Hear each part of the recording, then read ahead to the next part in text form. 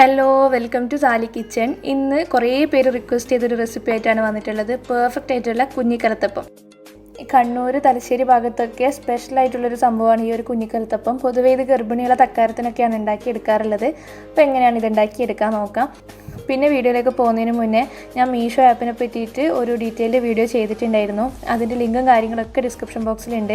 നമ്മുടെ വീട്ടിലിരുന്നിട്ട് നമുക്കൊരു ഇൻകം ഉണ്ടാക്കിയെടുക്കാൻ പറ്റുന്ന നല്ലൊരു വഴിയാണ് ഈ ഒരു മീഷോ ആപ്പ്. ഇത് ഇന്ത്യയിലെ നമ്പർ 1 റീസെല്ലർ ആപ്പാണ്.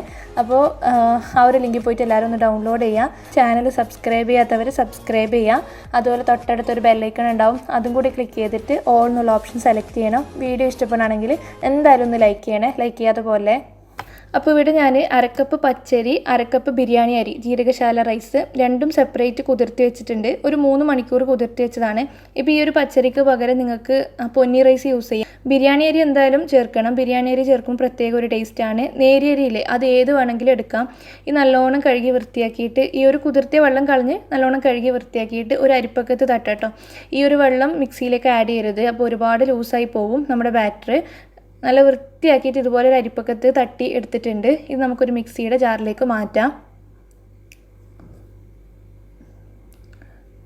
ഇതിലേക്ക് ഒരു ഫ്ലേവർ കിട്ടാൻ വേണ്ടിയിട്ട് ഒരു 5 ഏലക്ക ചേർത്ത് കൊടുക്കുന്നുണ്ട്. പിന്നെ ഒരു നുള്ളു ഉപ്പാണ് ചേർത്ത് കൊടുക്കുന്നത്. പിന്നെ നമുക്കിതിലേക്ക് അരക്കപ്പ് പഞ്ചസാരയാണ് ചേർത്ത് കൊടുക്കുന്നത്. ഞാൻ ടോട്ടൽ 1 കപ്പ് റൈസാണല്ലോ എടുത്തിട്ടുള്ളത്. അപ്പോൾ അരക്കപ്പ് പഞ്ചസാര കറക്റ്റ് മധുരം ഉണ്ടാവും. പിന്നെ ഞാൻ ഇതിൻ്റെ കൂടെ ആ ഒരു സ്വീറ്റ് ആയിട്ടുള്ള പണ്ടും കൂടി ഉണ്ടാക്കുന്നുണ്ട്. അപ്പോൾ അധികം മധുരം വേണ്ട. നിങ്ങൾ ആ പണ്ട് ഉണ്ടാക്കുന്നില്ല, വെറുതെ കഴിക്കാനാണെങ്കിൽ ഒരു 3/4 കപ്പ് പഞ്ചസാര വരെ ചേർത്ത് കൊടുക്കാം. ഇനി ഇതിലേക്ക് നമുക്ക് വേവിച്ച ചോറാണ് ചേർത്ത് കൊടുക്കേണ്ടത്. വലിയ ടേബിൾ സ്പൂൺ ഉണ്ടല്ലോ, ആ ടേബിൾ സ്പൂണിൽ 2 ടേബിൾ സ്പൂണാണ് ചേർത്ത് കൊടുക്കുന്നത്. 1 കപ്പ് അരിക്ക് 2 ടേബിൾ സ്പൂൺ ചോറ്. പിന്നെ അരക്കാനുള്ള വെള്ളം ചേർത്ത് കൊടുക്കുക. ഒരുപാട് വെള്ളം അധികം ഒഴിക്കരുത്. 1/4 കപ്പ് വെള്ളം കറക്റ്റാണ്. ഈ ഒരു അളവിൽ അരച്ചെടുക്കുമ്പോൾ നല്ല സ്മൂത്തായിട്ട് ഒട്ടും തരിതരിപ്പില്ലാതെ തന്നെ അരച്ചെടുക്കണം. അപ്പോൾ ഞാൻ ആദ്യം ഒന്ന് അരച്ച് നോക്കിയിട്ടുണ്ടായിരുന്നു. അന്നേരം ചെറിയ തരിതരിപ്പ് ഉണ്ടായിട്ട് വീണ്ടും ഞാൻ നന്നായിട്ട് അരച്ചെടുത്തിട്ടുണ്ട്. ഒരു അരിപ്പ വെച്ചിട്ട് അരച്ചെടുക്കുക, എന്നിട്ടൊരു ബൗളിലേക്ക് മാറ്റാം. ഏലക്കായൻ്റെ തരിയും മറ്റൊക്കെ ഉണ്ടാവും, അതൊക്കെ പോയി കിട്ടും ഇതുപോലെ അരിച്ചെടുക്കുമ്പോൾ. അപ്പോൾ നമ്മുടെ ബാറ്ററി ഇവിടെ റെഡി ആയിട്ടുണ്ട്. നല്ലോണം നമുക്ക് ഈ ഒരു സ്പൂൺ വെച്ചിട്ട് ഒരു 5 മിനിറ്റ് മിക്സ് ചെയ്തെടുക്കാം. നല്ലൊരു റിസൾട്ട് കിട്ടാൻ വേണ്ടിയിട്ട് ഇത് നമ്മൾ 1 മണിക്കൂർ അടച്ചൊരു ഭാഗത്തേക്ക് മാറ്റി വെക്കുന്നുണ്ട്. പെട്ടെന്ന് ചുട്ടെടുക്കണ്ട, കഴിയുമെങ്കിൽ ഒരു അരമണിക്കൂറെങ്കിലും മാറ്റി വെക്കാം. അപ്പോൾ നമ്മുടെ കുഞ്ഞിക്കലത്തപ്പത്തിനുള്ള ബാറ്ററി ഇവിടെ റെഡി ആയിട്ടുണ്ട്. ഇനി ചുട്ടെടുക്കാം. ഇത് കോമൺ ആയിട്ടുള്ള പേരാണെന്ന് തോന്നുന്നു, കുഞ്ഞിക്കലത്തപ്പം എന്നുള്ളത്. നമ്മുടെ നാട്ടിൽ കൂടുതലായിട്ട് നെയ്യപ്പം എന്നാണ് ഇതിന് പറയാറുള്ളത്. ഇത് ചുട്ടെടുക്കാൻ വേണ്ടിയിട്ട് ഞാൻ അപ്പത്തിൻ്റെ പാനാണ് എടുത്തിട്ടുള്ളത്. പൊതുവെ ഇത് ഉരുളിയിലാണ് ചുട്ടെടുക്കുക. നിങ്ങളുടെ കയ്യിൽ അടികട്ടിയുള്ള ഏതെങ്കിലും ചീനച്ചട്ടി എടുത്തിട്ട് ചുട്ടെടുത്താൽ മതി. ഇരുമ്പിൻ്റെ ചീനച്ചട്ടി ആണെങ്കിൽ അത്രയും നല്ലത്. ഒരുപാട് വെളിച്ചെണ്ണ ഒഴിച്ചു കൊടുക്കണ്ട, വെളിച്ചെണ്ണയിൽ തന്നെ പൊരിച്ചെടുക്കണം, അതാണ് ടേസ്റ്റ്. അപ്പോൾ ഞാനിതിലേക്ക് ഒരു 3 ടേബിൾ സ്പൂണോളം വെളിച്ചെണ്ണയാണ് ഒഴിച്ചു കൊടുക്കുന്നത്. എണ്ണ ഒന്ന് നന്നായിട്ട് ചൂടായി വന്നാൽ ഒരു മീഡിയം ഫ്ലെയിമിൽ ഇട്ട് കൊടുക്കുക. എന്നിട്ട് നമ്മുടെ ബാറ്ററി ഒരു തവി അങ്ങ് ഒഴിച്ചു കൊടുക്കുക. ഒരുപാട് വെളിച്ചെണ്ണ അങ്ങ് ഒഴിച്ച് കഴിഞ്ഞാൽ നമ്മുടെ മുട്ടസുറുക്കിയും പൂരിയൊക്കെ പോലെ നല്ലോണം അങ്ങ് പൊന്തും. പക്ഷേ ഇതിന് അത്ര അങ്ങനെ പൊങ്ങി വരേണ്ട കാര്യമില്ല. ഇത് ഇതുപോലെ ഉള്ളിലേക്ക് ഇങ്ങനെ ചുരുങ്ങി ചുരുങ്ങി ആര് വരെയാണ് ചെയ്യേണ്ടത്. സാധാരണ കലത്തപ്പം പോലെ തന്നെ ആര് നന്നായിട്ട് കിട്ടണം.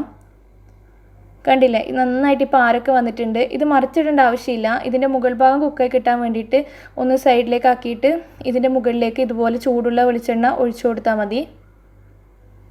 സൈഡൊക്കെ നല്ലോണം മൊരിഞ്ഞ് വരണം. എന്നിട്ട് മുകൾ ഭാഗം ഇതുപോലെ നല്ല പഞ്ഞി പോലെ ഇരിക്കണം. പെട്ടെന്ന് റെഡിയാവും. ഒരു കലത്തപ്പം റെഡി ആയിട്ടുണ്ട്. ഇത് ഓയിലിൽ നിന്ന് മാറ്റാം. കണ്ടില്ലേ, നല്ല പെർഫെക്റ്റ് ആയിട്ട് തന്നെ നല്ല ആരെടുത്ത് നല്ല സോഫ്റ്റ് ആയിട്ട് തന്നെ കിട്ടിയിട്ടുണ്ട്. അടുത്തതും എല്ലാം ഇതുപോലെ തന്നെ ചുട്ടെടുക്കാം. ഈ ഒരു മാവ് വെച്ചിട്ട് ഒരു 10 കലത്തപ്പോളം നമുക്ക് ഉണ്ടാക്കിയെടുക്കാം ഈ ഒരു വലിപ്പത്തിൽ. പിന്നെ ഇതിനെക്കുറിച്ച് നിങ്ങൾ കേട്ടിട്ടുണ്ടാവും, ഗർഭത്തക്കാരത്തിനാണ് ഇത് കൂടുതലായിട്ട് ഉണ്ടാക്കിയെടുക്കാം. അപ്പോൾ ഇതുപോലെ ഒരു ഇതും ഇല്ലാണ്ട് നടുവൊന്നും മാവൊന്നും പൊങ്ങി വരാതെ സാധാരണ നമ്മൾ ചുട്ടെടുക്കുന്ന പോലെ വന്നു കഴിഞ്ഞാൽ കുട്ടി ആൺകുട്ടി എന്നാ പറയാം. എന്താണ് ഇങ്ങനെ പറയുന്നത്, ഇതിൻ്റെ ലോജിക്ക് എന്താണെന്നൊന്നും അറിയില്ല. പിന്നെ ഞാൻ കുറേ വീഡിയോയിൽ ഇങ്ങനെ കണ്ടിട്ടുണ്ട്. പിന്നെ അതുപോലെ എനിക്കൊരു ഫ്രണ്ട് ഉണ്ട് തലശ്ശേരിയിലുള്ള, അവളും കൂടി പറഞ്ഞതാണ് ഇങ്ങനെ സാധാരണ വന്നു കഴിഞ്ഞാൽ കുട്ടി ആൺകുട്ടി എന്നാ പറയാം. ഇതുപോലെ ഉള്ളിൽ നിന്ന് മാവ് ഒലിച്ച് പുറത്തേക്ക് വരാണെങ്കിൽ കുട്ടി പെൺകുട്ടി എന്നും പറയും പോലും.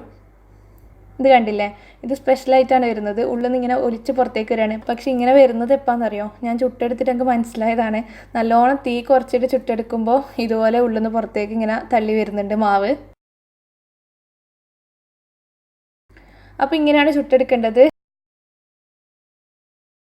മറിച്ചിടേണ്ട ആവശ്യമൊന്നുമില്ല. വേവൂലാന്ന് വെച്ചിട്ട് ടെൻഷനും വേണ്ട. ഇതുപോലെ ചൂടുള്ള വെളിച്ചെണ്ണ ആക്കി കൊടുത്താൽ അതങ്ങ് വെന്തോളും. പെട്ടെന്ന് റെഡിയാക്കി എടുക്കാം. അപ്പോൾ ഇതും റെഡി ആയിട്ടുണ്ട്. ഇതും വെളിച്ചെണ്ണയിൽ നിന്ന് മാറ്റാം. എടുത്തു കഴിഞ്ഞാൽ ഇതുപോലെ നല്ലോണം ചെരിച്ചിട്ട് വെളിച്ചെണ്ണ കളയണം. ഫുള്ളായിട്ട് അങ്ങ് പോയിക്കോളും. ഉൾഭാഗത്ത് അങ്ങനെ നെയ്യൊന്നും ഉണ്ടാവില്ല. പിന്നെ മുട്ടസിർക്ക് ഇങ്ങനത്തെ നെയ്യപ്പത്തിലും കുറച്ച് നെയ്യ് ഉണ്ടാവും, എന്നാലും അധികമായിട്ട് അങ്ങനെ ഓയിലൊന്നും ആയിരിക്കില്ല. ഞാൻ ഇതിൻ്റെ കൂടെ മധുരമുള്ള തേങ്ങാപ്പണ്ട് ഉണ്ടാക്കിയിട്ടുണ്ട്. അപ്പോൾ തേങ്ങാപ്പണ്ടത്തിൻ്റെ റെസിപ്പി എല്ലാവർക്കും അറിയാമെന്നിരിക്കുന്നു. പിന്നെ ഇതിൻ്റെ കൂടെ വേവിച്ച കടലപ്പരിപ്പും കൂടി ചേർത്ത് കൊടുക്കും. ഞാൻ ചേർത്ത് കൊടുത്തിട്ടില്ല. അപ്പം ഇതൊന്ന് മുറിച്ചിട്ട് കാണിച്ചു തരാം.